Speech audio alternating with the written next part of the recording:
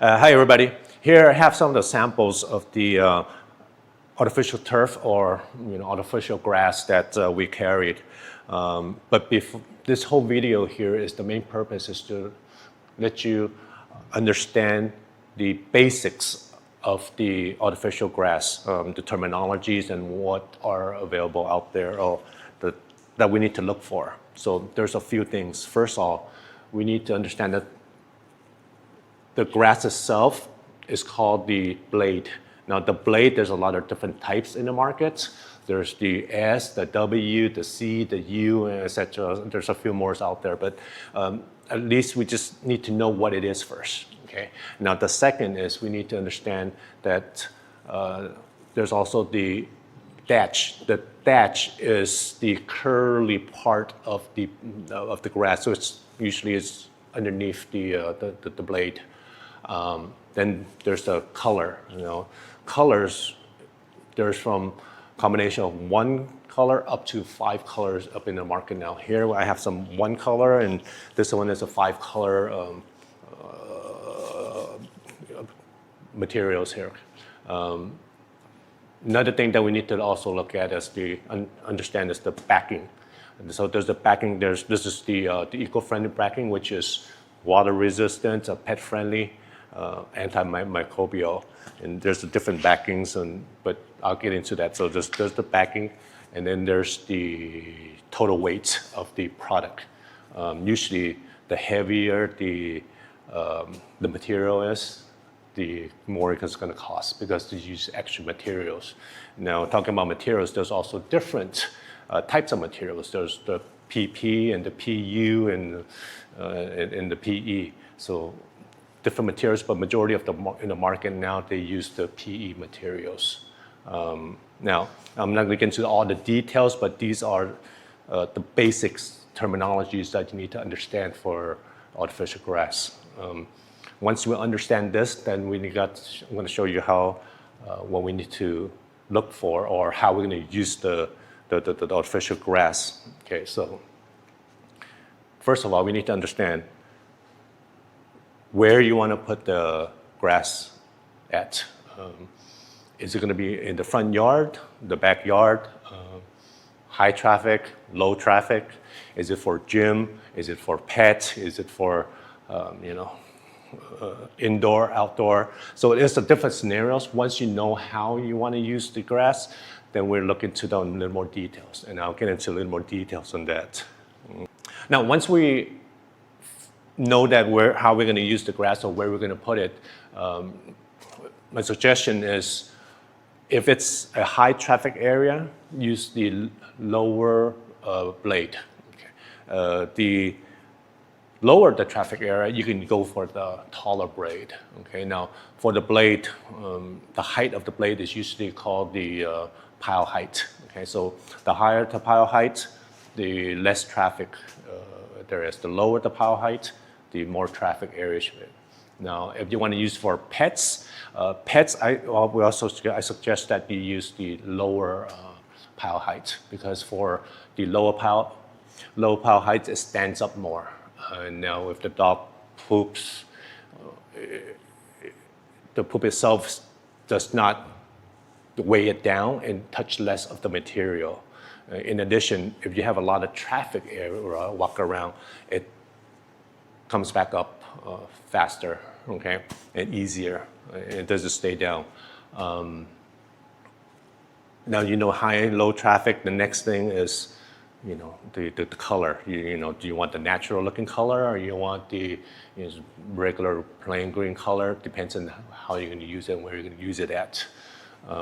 Next, it's the feel. Okay, it's all about feel, color, and those are your preference.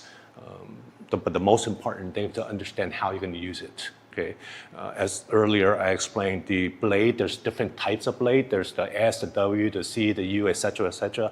Those plays a certain roles, but you don't need to get all the details. Some for the shorter blade, they usually use a W because they want it to be a little more firm. If you want a more soft type of blade, or the feel, they use the S shape more of the blade. So those you don't need to worry about. I'm just give it a little more detail. Than I don't want to confuse you too, but just something you need to understand. And then of course, then it comes down to the cost also. Cost, the main points of how much it costs is the weight of the total artificial turf. The heavier the weight, the more it's going to cost because it uses more materials. And usually the thicker or the taller the blades are, it's going to weigh more, and that's where the cost comes in. Okay, so that is how you're going to select the type of artificial grass or turf. Okay, now the next thing that I want to explain to you is to give you some scenarios of how you can use some of these artificial turf here. I have all these here. Oh, before I go on, this one here is 1.5 pile height. This one here is 2.0. I don't know if you can see, but I'll get a close-up for you. You can take a look at the difference. Here we have, like this one here is 1.38. I'll compare it here. 1.38, 0.8, and this one is like 0.4. So there's different thickness, different colors, different feel. And this one here, the blades are a lot thinner. These are a lot thicker, so it feels a little stiffer. This one feels a lot feels much softer. So it's all about preference. But the most important thing again is to understand how you want to use the grass. So then that makes it makes it a lot easier for you to use or to select the type of turf. Now, these are the taller ones. These are the shorter ones. Okay, but I'm going to the taller ones. A lot of it is for landscape. I'll talk to those in more in detail in another video.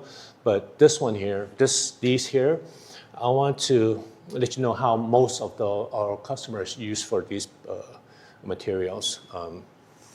Batting cages. It's getting very, very popular with batting cages. You got baseball, softball, some even soccer. So they use most of them. They use the shorter ones. These two. Okay. You got the gym rooms. Gym rooms, again, these gym rooms. How do you use it? They use some of the people will put it under the treadmills, just aesthetically look nice. Use it for the weight sled, okay? Because these slides and it it's pretty well, and it lasts for very long too. So these here, the average lifespan of it is around 9 years, depending on the conditions, the maintenance, the weather, how much sun is out there.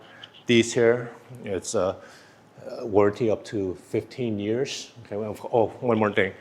I got the putting green here also, which is for golf. Then different scenarios to use is for pets. Pets, you got play area for off leash. Some people use it for potty training.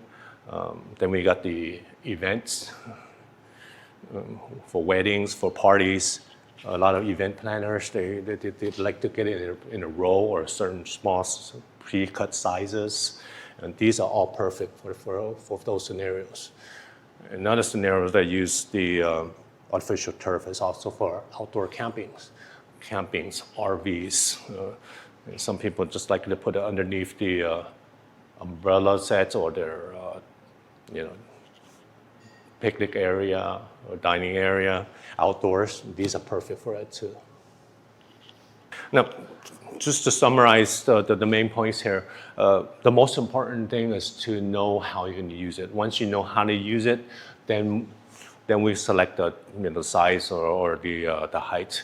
Now the next thing is to you like the feel, the color, and then the budget. And once you know all this, it makes it a lot easier to decide on what type of artificial grass or artificial turf you should get. But with these basic informations that that are in this video, I hope that this can help you make a better decision or the right decision on your artificial turf.